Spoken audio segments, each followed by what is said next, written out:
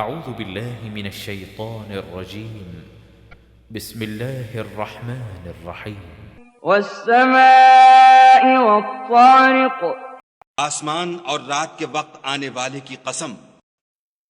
بسم اللہ الرحمن الرحیم. مسند احمد میں ہے کہ خالد بن ابو حبل عدوانی نے ثقیف قبیلے کی مشرق کی طرف رسول اللہ صلی اللہ علیہ وآلہ وسلم کو لکڑی پر یا کمان پر ٹیک لگائے ہوئے اس پوری سورت کو پڑھتے سنا، جبکہ آپ ان لوگوں سے مدد طلب کرنے کے لیے یہاں آئے تھے۔ حضرت خالد نے اسے یاد کر لیا۔ جب یہ ثقیف کے پاس واپس آئے تو ثقیف نے ان سے پوچھا، یہ کیا کہہ رہے ہیں؟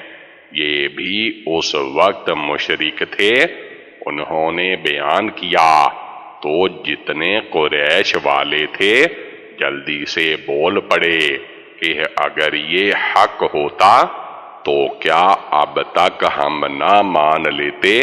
نسائی میں حضرت جابر رضی اللہ تعالی عنہ سے مروی ہے کہ حضرت معاذ رضی اللہ تعالی عنہ نے مغرب کی نماز میں سورت بقرہ یا سورت نساء پڑھی تو حضور صلی اللہ علیہ وآلہ وسلم نے فرمایا، اے معاذ، کیا تو فتنے میں ڈالنے والا ہے؟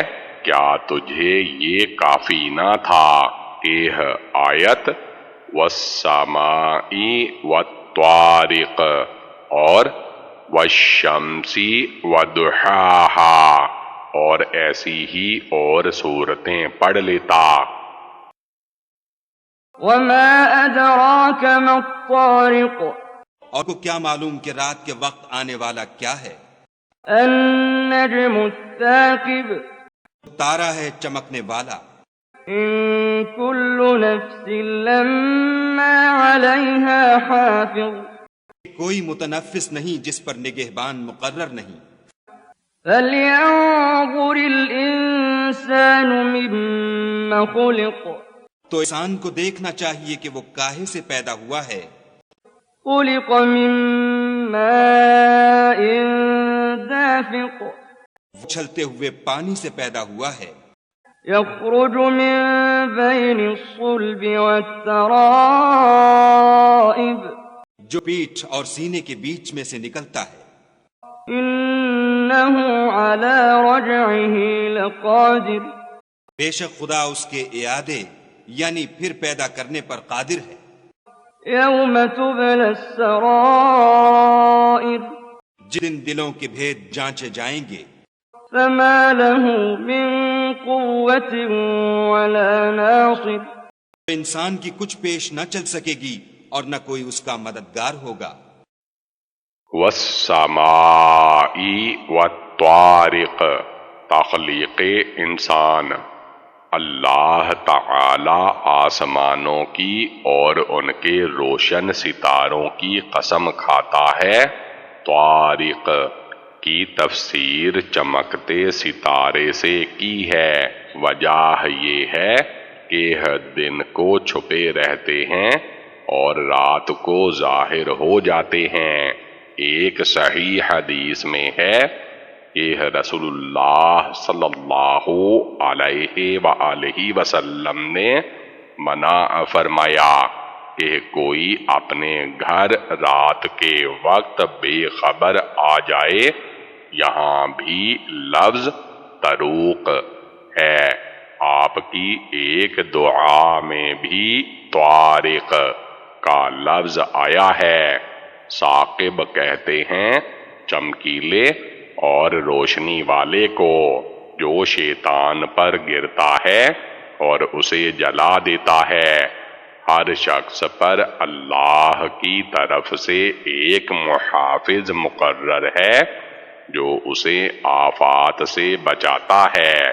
جیسے اور جگہ ہے آیت لہو معقبات من بین یدیہ ومن خلفہ یحفظونہ من امر اللہ ان اللہ لا یغیر ما بقوم حتی یغیروا ما بانفسہم وَإِذَا أَرَادَ اللَّهُ بِقَوْمٍ سُوءًا فَلَا مَرَدَّ لَهُ وَمَا لَهُم مِّن دُونِهِ مِّن وَالٍ، یعنی آگے پیچھے سے باری باری آنے والے فرشتے مقرر ہیں۔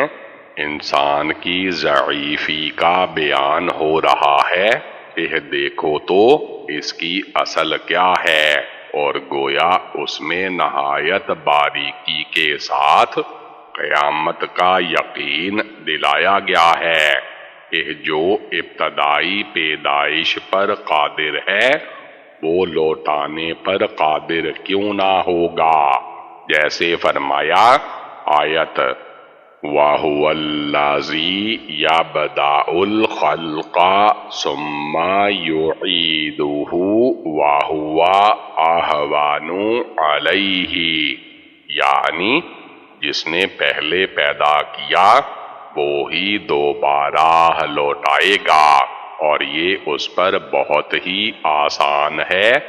انسان اچھلنے والے پانی یعنی عورت مرد کی منی سے پیدا کیا گیا ہے، جو مرد کی پیٹھ سے اور عورت کی چھاتی سے نکلتا ہے۔ عورت کا یہ پانی زرد رنگ کا اور پتلا ہوتا ہے، اور دونوں سے بچہ کی پیدائش ہوتی ہے۔ تریباہ کہتے ہیں ہار کی جگہ کو، کندھوں سے لے کر سینے تک کو بھی کہا گیا ہے، اور نرخرے سے نیچے کو بھی کہا گیا ہے، اور چھاتیوں سے اوپر کے حصہ کو بھی کہا گیا ہے، اور نیچے کی طرف 4 پسلیوں کو بھی کہا گیا ہے، اور دونوں چھاتیوں اور دونوں پیروں اور دونوں آنکھوں کے درمیان کو بھی کہا گیا ہے، دل کے نچوڑ کو بھی کہا گیا ہے، سینہ اور پیٹھ کے درمیان کو بھی کہا جاتا ہے۔ وہ اس کے لوٹانے پر قادر ہے، یعنی نکلے ہوئے پانی کو اس کی جگہ واپس پہنچا دینے پر، اور یہ مطلب کہ اسے دوبارہ پیدا کر کے آخرت کی طرف لوٹانے پر بھی پچھلا قول ہی اچھا ہے، اور یہ دلیل کئی مرتبہ بیان ہو چکی ہے۔ پھر فرمایا کہ قیامت کے دن پوشیدگیاں کھل جائیں گی، راز ظاہر ہو جائیں گے، بھید آشکار ہو جائیں گے۔ رسول اللہ صلی اللہ علیہ وآلہ وسلم فرماتے ہیں ہر غدار کی رانوں کے درمیان اس کے غدار کا جھنڈا گاڑ دیا جائے گا، اور اعلان ہو جائے گا کہ یہ فلاں بن فلاں کی غداری ہے۔ اس دن نہ تو خود انسان کو کوئی قوت حاصل ہوگی، نہ اس کا مددگار کوئی اور کھڑا ہوگا، یعنی نہ تو خود اپنے آپ کو عذابوں سے بچا سکے گا، نہ کوئی اور ہوگا جو اسے اللہ کے عذاب سے بچا سکے۔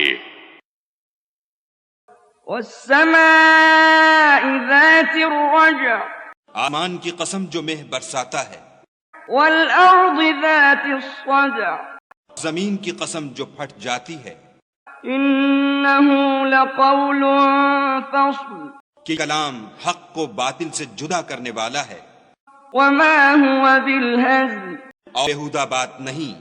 إنهم يكيدون كيدا لوگ تو اپنی تدبیروں میں لگ رہے ہیں وأكيد كيدا اور ہم اپنی تدبیر کر رہے ہیں.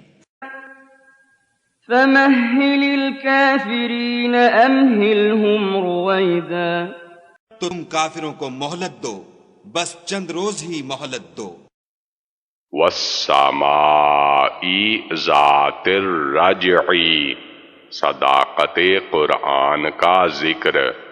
رجع کے معنی بارش، بارش والے بادل، برسنے، ہر سال بندوں کی روزی لوٹانے جس کے بغیر انسان اور ان کے جانور ہلاک ہو جائیں. سورج، چاند اور ستاروں کے ادھر ادھر لوٹنے سے مروی ہیں. زمین پھٹتی ہے تو دانے، گھاس اور چارہ نکلتا ہے. یہ قرآن حق ہے، عدل کا مظہر ہے. یہ کوئی عذر قصہ باتیں نہیں. کافر اسے جھٹلاتے ہیں، اللہ کی راہ سے لوگوں کو روکتے ہیں. طرح طرح کے مکر و فریب سے لوگوں کو قرآن کے خلاف اکساتے ہیں. اے نبی، تو انہیں ذرا سی ڈھیل دے، پھر عن قریب دیکھ لے گا کہ کیسے کیسے بدترین عذابوں میں پکڑے جاتے ہیں. جیسے اور جگہ ہے آیت نمتعہم قلیلا ثم نضطرہم الی عذاب غلیظ، یعنی ہم انہیں کچھ یوں ہی سا فائدہ دیں گے، پھر نہایت سخت عذاب کی طرف انہیں بے بس کر دیں گے. الحمدللہ. سورۃ طارق کی تفسیر ختم ہوئی.